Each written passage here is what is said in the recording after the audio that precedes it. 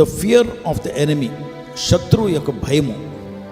వెయిటమైన ప్రోగ్రామ్ను వీక్షించడానికి ఆన్లైన్కి వచ్చినటువంటి మీకు ప్రభు పేరిట శుభములు కలుగునగాక. ప్రియమైన వాళ్ళారా, శత్రువు మీరంటే భయపడుతున్నాడు.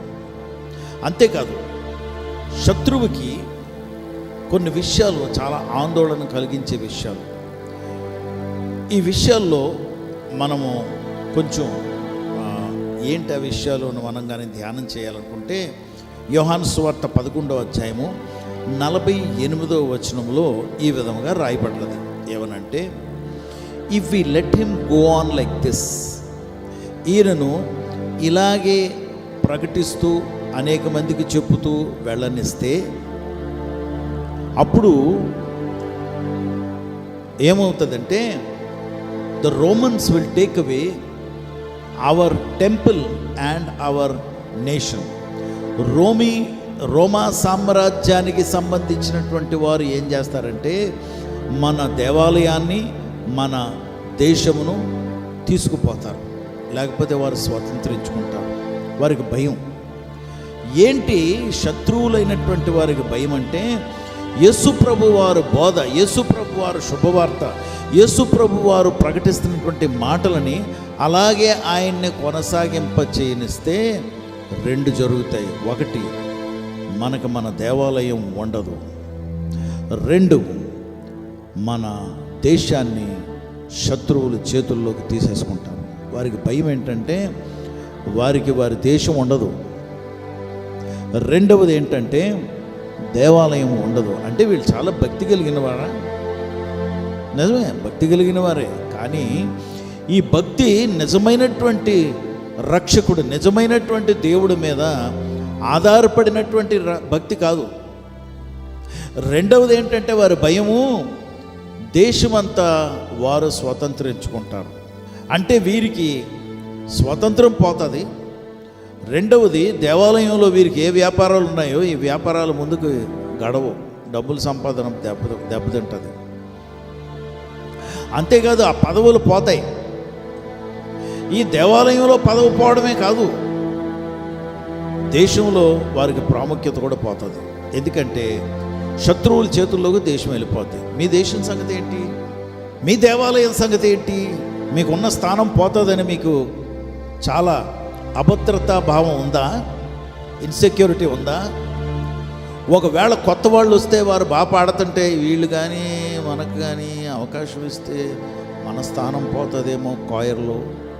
వీళ్ళకి కానీ అవకాశం వస్తే నాకన్నా ఎక్కువ కంప్యూటర్ బాగా ఈయనకు వచ్చు, ఈయన కానీ సీట్లో కూర్చుంటే నాకంతా పోతుందేమో.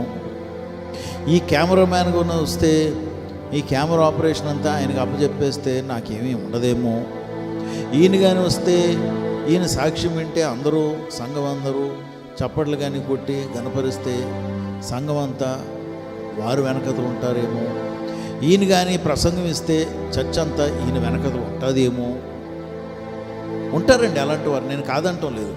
ఎందుకంటే ఓ మారు చాలా అద్భుతంగా బోధించే ఒక వ్యక్తి నేను అడగకుండా చర్చ్కి వచ్చాడండి.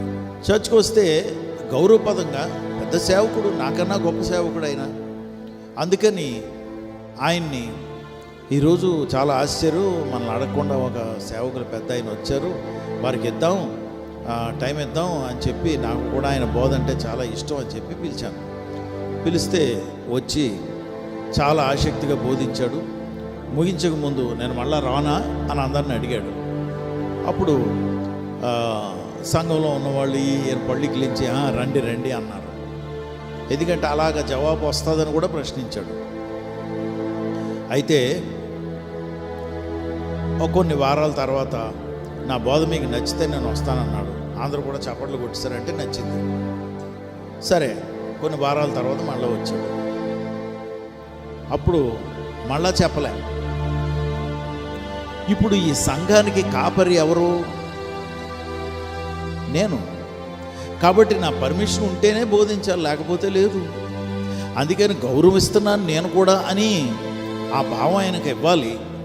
అంతేకాకుండా ఈ సంఘానికి కాపరి నేను, నా పర్మిషన్ లేకుండా నువ్వు కూడా ఇక్కడికి వచ్చి బోధించడానికి లేదని చెప్పి మెసేజ్ కూడా ఇవ్వాలి. డైరెక్ట్గా మాట్లాడితే ఫీల్ అవుతాడు. అందుకని చూడలేనట్లు ఊరుకున్నాను. నేను వాక్యం చెప్పేస్తున్నాను. ఇలాగ అంటున్నాడు, నేను ఉన్నాను సుమా అని కదులుతున్నాడు. నేనేం మాట్లాడలే.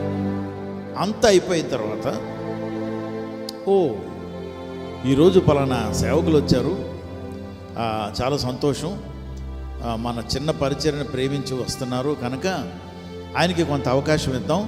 అవకాశం కూడా ఇప్పుడు ప్రసంగించడానికి టైం లేదు కనుక వచ్చి 2 మాటలు గ్రీట్ చేస్తారు అని చెప్పాను. మిమ్మల్ని అందరినీ ఉద్దేశించి 2 మాటలు చెప్తారని పిలిచాను. వచ్చాడు. మీ పాస్టర్ గారు నన్ను చూడలేదు అనుకుంటాను, నేను అసలు మీ దగ్గర బోధిద్దామని వచ్చాను. సరే అండి, ఇప్పుడు మన టైం లేదు కనుక ఇంకో టైం వస్తాను, నేను రానా అన్నాడు. అందరూ కూడా పళ్ళికిలించి ఈ ఓహోహో ఆహా అన్నారు. నేను ఎవరితో ఏం చెప్పలేదు, ఎవరితో మాట్లాడినక్కర్లేదు నేను. అయితే అయిపోయింది. ఆ తర్వాత అన్నగారు చాలా థ్యాంక్స్ అండి అని చెప్పాను, షేక్ హ్యాండ్ ఇచ్చాను, పంపించాను, అయిపోయింది.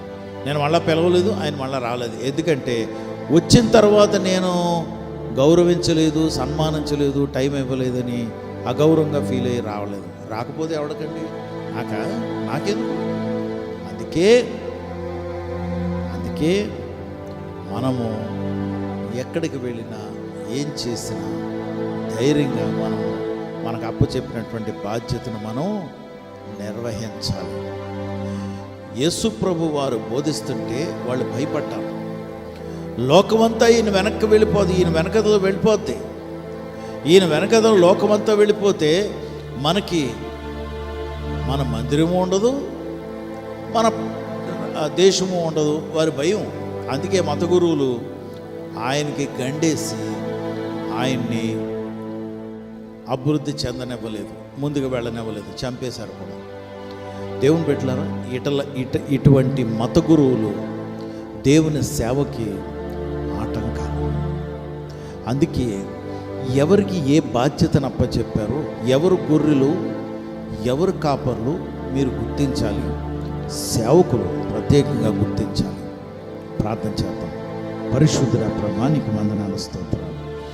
ఈ ఉదయం ప్రభా మేము జ్ఞాపకం చేసుకుంటున్నాం, నీవు నాయన బోధిస్తున్నటువంటి దినాల్లో నాయన నీవు నీ బోధన విని దేవాలయంలో ఉన్నవారందరూ కూడా నీ వెనకదలు వచ్చేస్తున్నారని, దేవాలయం పోతుందని, దేవాలయం ఆగిపోతుందని, దేవాలయానికి ఎవరో రారని, వారి కానుకలు ఆగిపోతాయని, వారు బ్రతుకు తెరువు పోతుందని, ఆ దేశం అంతా శత్రువుల చేతుల్లోకి వెళ్ళిపోతే ఇంకేముంది అని ప్రభా అభద్రతా భావంలో ఉన్నటువంటి ఆ మత గురువుల్లాగా మేము కూడా అభద్రతా భావంలో సంఘాల్లో ఉన్నా, ఆరాధనలో ఉన్నా, పాల్గొన్నా మేము అలాగే ఉంటాం. ఇన్సెక్యూర్గా ఫీల్ అవుతుంటాం.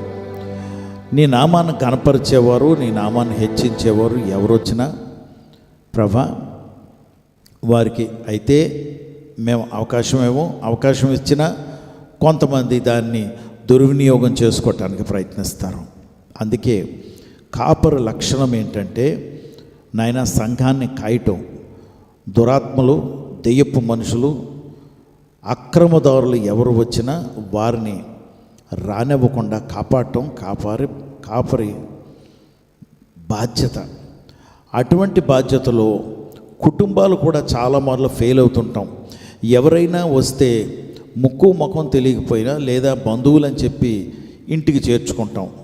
ప్రభా వారు సభ్య సమాజంలో ఉండకూడనటువంటి వ్యక్తులైన కుటుంబంలోకి చేర్చుకున్నాం కనుక చాలాసార్లు వారు చేరటం బట్టి భార్యాభర్తల మధ్యలో విభేదాలు, ఒక్కొక్కసారి భార్యలు భర్తలు విడిచిపెట్టి ఆ వచ్చినటువంటి వ్యక్తులతో కూడా వెళ్ళిపోవటం అనేవి మేము ఎన్నో విషయాలు ఆలకిస్తున్నాం. అందుకే ప్రభా ఈ లక్షణాలు కలిగినటువంటి వారిని ఎవరిని కూడా సంఘాల్లో కానీ కుటుంబాల్లో కానీ మేము చేర్చుకోకుండా జాగ్రత్త పడటానికి మాకు సహాయం చేయండి.